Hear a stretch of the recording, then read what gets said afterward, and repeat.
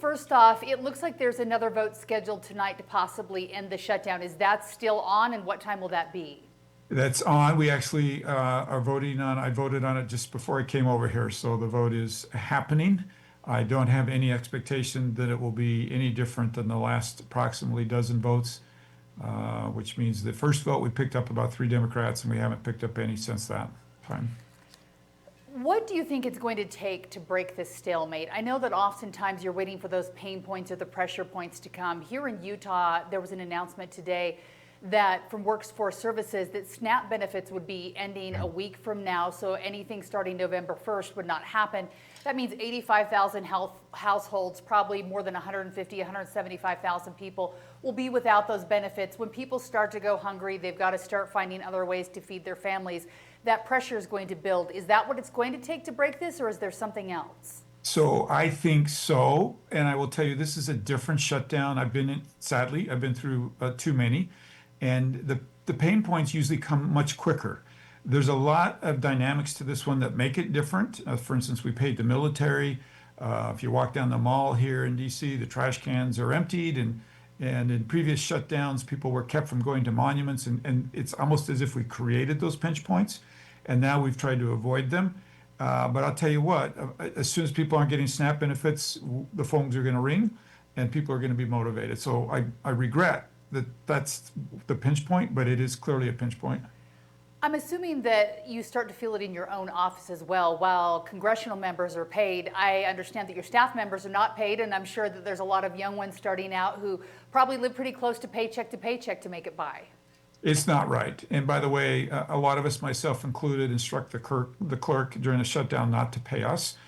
It's symbolic, but it's an important symbolic act to say, look, if you're not getting paid, I shouldn't be paid either. I wish all of Congress would do that.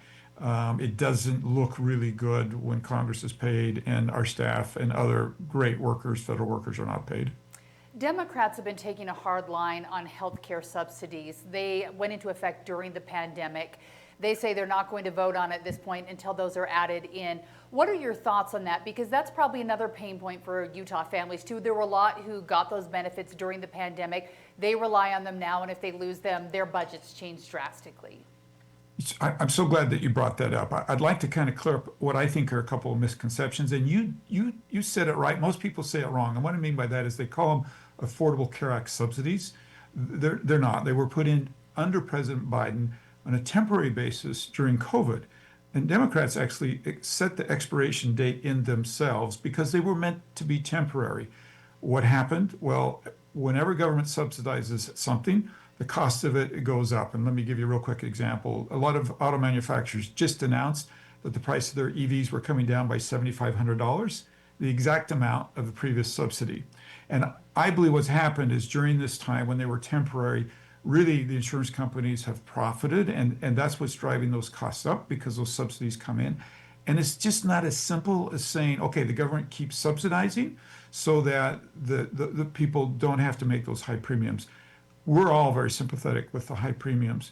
I would also point out, because of the COVID nature of this, they changed some things that people wouldn't normally do in normal times. One example is these subsidies go up to 400% of poverty, meaning somebody making $120,000 in Utah with a mean income, $20,000 or $30,000 below that, has zero premium. And you can see when we subsidize somebody at $120,000 with zero premium, that means we're taking dollars away from the people who do need this the very most. That's why it's a far more complicated conversation than, of course, we don't want people paying higher premiums. There was a lot of money that went into the economy during the pandemic, Yeah. and people got used to it. And I think that's one of the problems with trying to get back to a balanced budget is once you start enjoying a service or have that money out there, taking it back is always difficult. Is that part of the problem of why we can't get to a budget and get things done? Yeah, I'm just getting I would love to say what you say and just say it back. It is so, the way you said that, people like free things. Once we give them free things, it's near impossible to undo that. Here again, do people at 400% of poverty really need zero premium? Maybe they need some help, but certainly not zero premium. And yet, how do you take that back? And we saw that with Medicaid, where we're subsidizing 90% of the states. Like, how do you ever undo that? It's really hard to do. I know in the past that you personally and others in the Republican Party have been against continuing resolutions and have voted against them. At this point, you're willing, I assume, to vote for a continuing resolution for another 7 weeks to get things figured out? Or what's the best way forward for you at this point? Yeah, can I give you a short-term and a long-term answer? Sure. Short-term, yes, it's not helping to keep the government closed. The very people that they're trying to help with the high premiums are the same people who are not going to have SNAP benefits. You can see why it doesn't make any sense at all. But what's really interesting is since 1974, when this law went into effect on how we budget, we've actually only budgeted on time 4 times. We've done it right 4 times since 1974. So every year, what happens? We either go into a continuing resolution, a shutdown, or both, and it always ends up with an omnibus, which is where we do our blowout spending. So I actually have a proposal that's modeled after Utah's baseline budget that would change the way we appropriate, and these appropriations would not expire, meaning that until you come and do a new appropriation, the previous one stays in place. So instead of a shutdown, instead of an omnibus, instead of a CR, you would simply be stuck on the previous appropriation. It's what Utah does. It makes really good fiscal sense, and I'm trying to preach that message back here of like we have to do things differently. What's the reception on that? Because it makes sense to, I think, a lot of families at home that are looking at balance, knowing they have to balance their own checkbooks. But it seems to me like Washington thrives on this shutdown mentality and being able to force the other side to give something. And I think Republicans and Democrats seem to be part of the problem depending on who's in charge at the time. It's really a fair accusation. It is not a party problem. It is a Washington problem. Both are guilty. And you are right. So what happens with an omnibus is, hey, we'll give you your bridge that you want. We'll give you your airport. We'll give you your bill that you want. And that's why it's 6,000 pages. And it's also why it comes to us in the middle of the night. Nobody gets to really vet that or read it and say, well, wait a minute, maybe we don't need that bridge. Maybe we don't need that airport. And a lot of people thrive on that, and that's how they get a lot of their projects. So you're right to sense there's some resistance to my idea of getting rid of the omnibus and getting rid of the shutdown. Is it actually is business as usual and how some people get what they want for their state or their bill passed. So how are you getting people behind this, and how is it being received? Because brinksmanship really is kind of how Washington works. Yes. I think everyone I talk to when they campaign, whether they're on the left or the right, are saying, you know, I'm going to be fiscally responsible, I'm going to fix this, and even the best intentions don't change things. So what will it take to give and maybe get back to some reality here? I can tell you every day I sit down with some of my colleagues and explain this concept to them.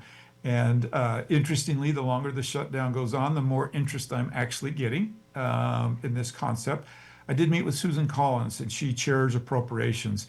And my comment to her was, how do I get you to not hate my bill? Because she hates it as an appropriator. They don't want us to mess with appropriations. But I can tell you I'm working it really hard. If I can get Washington, imagine if I could fix just even this one flaw back here in Washington in the way that we budget, it would be so significant for saving money, for the deficit, for budget. So it's something I'll stay on like a dog on a bone. I'll keep working on it. Do you have the rest of the Utah congressional team behind this as well, in the House and the Senate?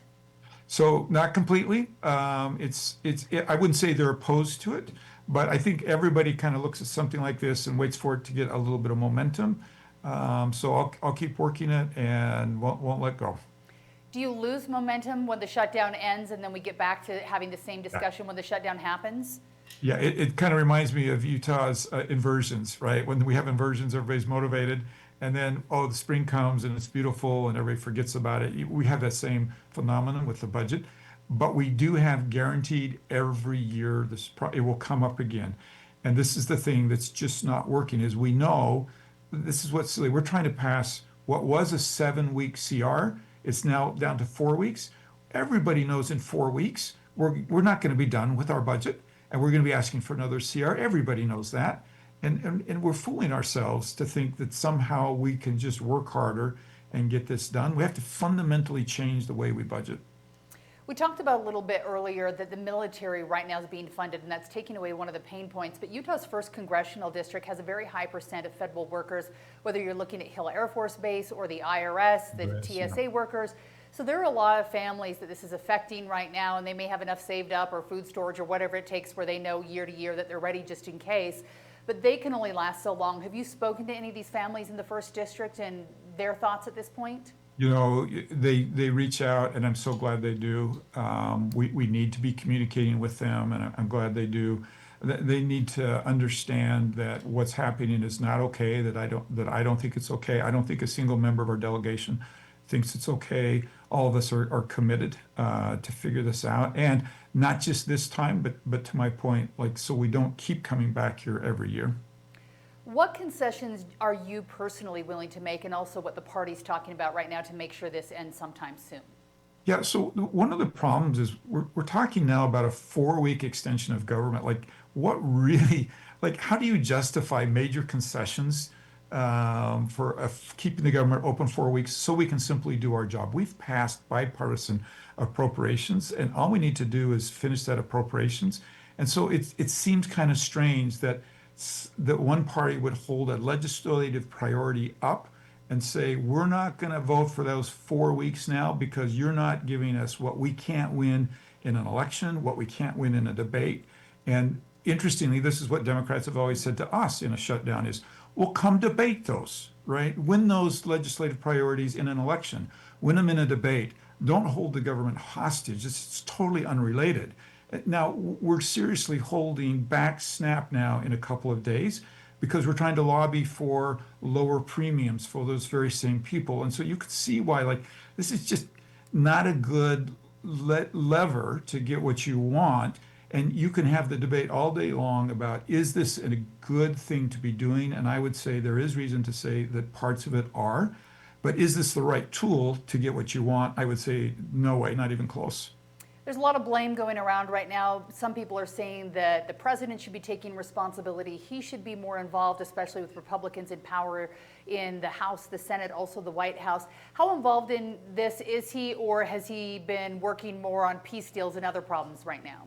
So let me also point out, I think this is one thing that's kind of a Washington nerdy thing. You can 60 have the votes. House. Yeah, thank you. You knew right where I was going, right? You can have the House, you can have the Senate and the presidency. It still takes 60 votes. So we have 53 Republicans. We have three that have joined us to get to 56. We're four votes short.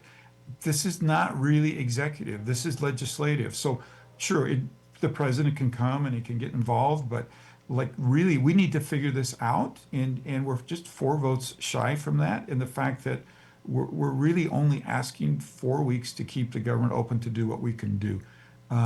You can see why I'm kind of skeptical that the president's going to write in and all of a sudden, solve this like he has the Gaza. And you are right to point out he is a little preoccupied now with a few things around the world. And I think this is on us to figure this out. Do you feel like there's any senators you've spoken to on the other side where you think that maybe they can be part of the addition instead of subtraction of getting to that point where the shutdown's going to end soon? I think there's a lot. And to be honest, look, and I don't want to be part of the finger pointing, so I'll be super careful. But we all know this shutdown started last March when Chuck Schumer took so much grief for going along with the continuing resolution. That's when this shutdown really started, and everybody knows he needs this for his base, and he's the one holding out. He's the one holding back these senators who would quickly vote for this. Their whole careers they have voted for the CR. They've been on the other side, right, of this argument, and it's just a really odd place to be, that they're the ones holding this back now when they've preached from the rooftops, don't do this. Want to go back to Utah for just a second. Utah has stepped up as it has in the past to keep parks open as well. Do you feel like this is the right decision for states like Utah to do this, or do you think it prolongs just because there aren't those pain points there? I'm so grateful the state is stepping up. I hate that they have to do it, and I will do everything with our delegation to make sure the state gets reimbursed for that. There's no reason that we should allow these parks to close. Now, I know they're not fully operational, but I'm really grateful for the governor and the legislature for their efforts to keep these parks open. And we'll make sure that they get compensated for that. And hopefully people can have as good experience as possible coming to our parks in Utah. On a non-shutdown issue, Democrats are making it a shutdown issue. Right now, President Trump is moving forward with building a ballroom on part of the east wing of the White House, becoming a political football. Your thoughts on this? Is he doing an okay thing? Is this historically in line, or is this a bad look and a bad time? I actually believe this is something 50 years people look back and they look at it just like Jacqueline Kennedy making her changes, right? Like, of course, in the moment, it always is, wow, this is so special. We shouldn't be doing this. He is the president of the United States. It is the White House. It is executive if that's what he chooses to do. I do think most people will agree the White House is totally inadequate for entertaining state guests, for entertaining, the type of people that come to the White House. And I think a lot of it's quite frankly tied up with some of just the feelings about President Trump himself. All right, so complain now, dance later. I suspect so. We'll come back 50 years and, Okay. and follow up and see if I'm right. One thing Utahns are complaining about are food prices. They seem to keep going up since the pandemic. They've been tough. President Trump is working to try to make those prices a little lower with beef prices, wanting to import from Argentina. But we've also seen a pushback from some of our Utah cattle ranchers saying, whoa, this is going to hurt us. What's the right answer here? Because we obviously want to pay less when we go to Costco or Walmart or wherever we go, Harbin's, but at the same time, we want to make sure that our Utah farmers are doing okay. Let's not balance this on the back of our ranchers and farmers. They, as you well know, that's a hard profession, and they've had a lot of lean years. That they're having a good year now, we should celebrate.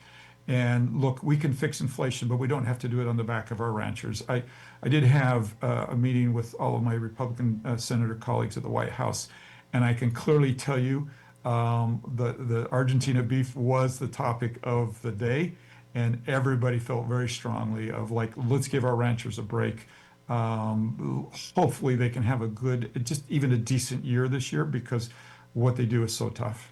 When you say give them a break, do you mean some supplemental funding from Congress or not importing from Argentina, or what's the Yeah, answer? so my preference is let's let the market work. The market is actually doing well for them right now. Let's not interfere by falsely changing that market by bringing the Argentina beef in. And are some subtle changes appropriate? Maybe, but not this mass change that just to bring those prices down. I want low beef prices. I want low egg prices. But I also want our farmers and our ranchers to thrive. And if we're not careful, we really undercut the very people who work the hardest for us. We're coming out of what seemed like a long, hot, dry summer. We've had a lot of rain in Utah all of a sudden, so we'll probably forget about the long, hot, dry summer. But you're working on the Fix Our Forests Act, which is something that I talked to a lot of families this summer when I was in southern Utah on some of these fires, where they were concerned that the fires could have been prevented maybe by more work by the federal government, ensuring that the forests are cleaned out. Like Trump said, raked up. Do we need to rake the forests, or what's the answer to making sure that we're caring for our forests, our families, and the neighborhoods around them?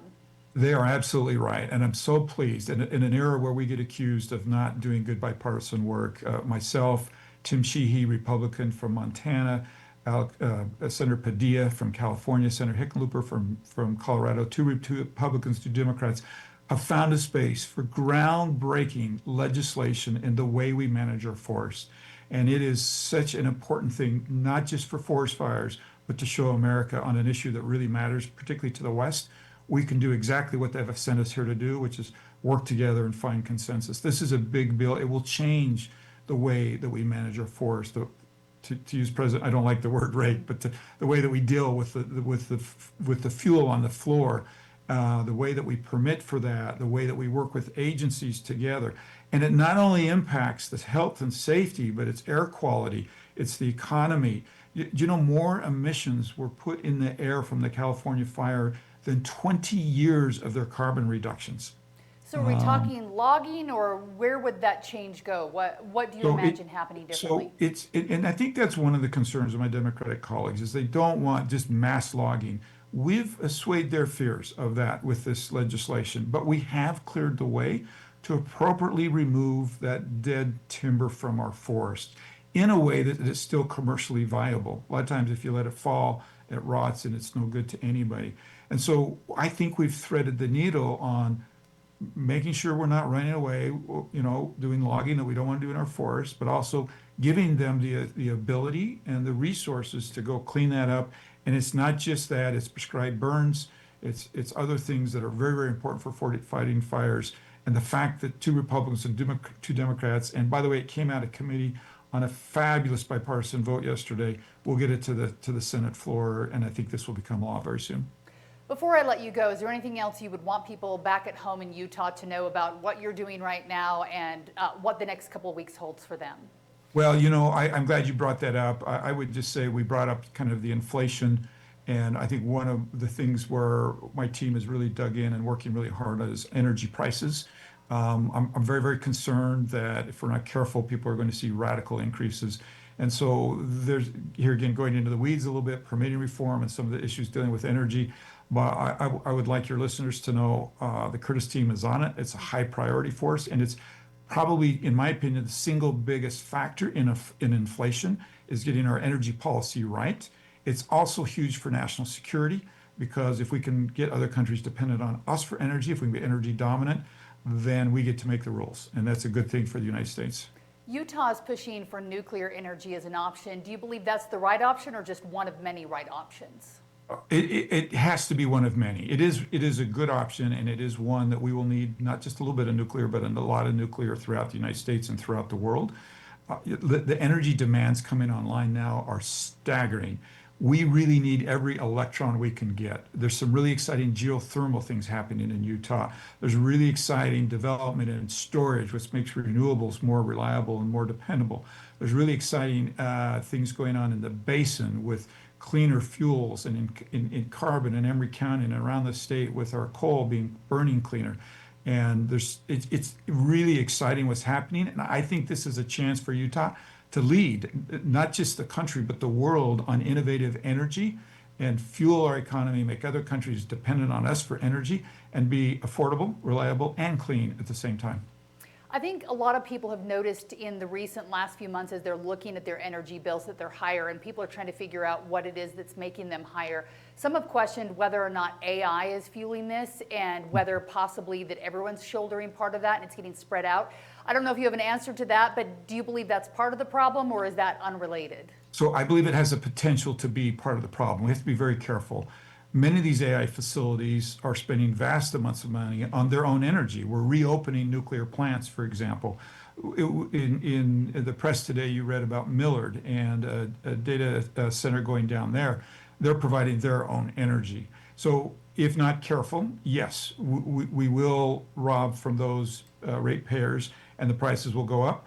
But this is where the exciting innovation and investment is something we've got to be careful. This is why I say getting energy policy right now has more to do with inflation than almost anything.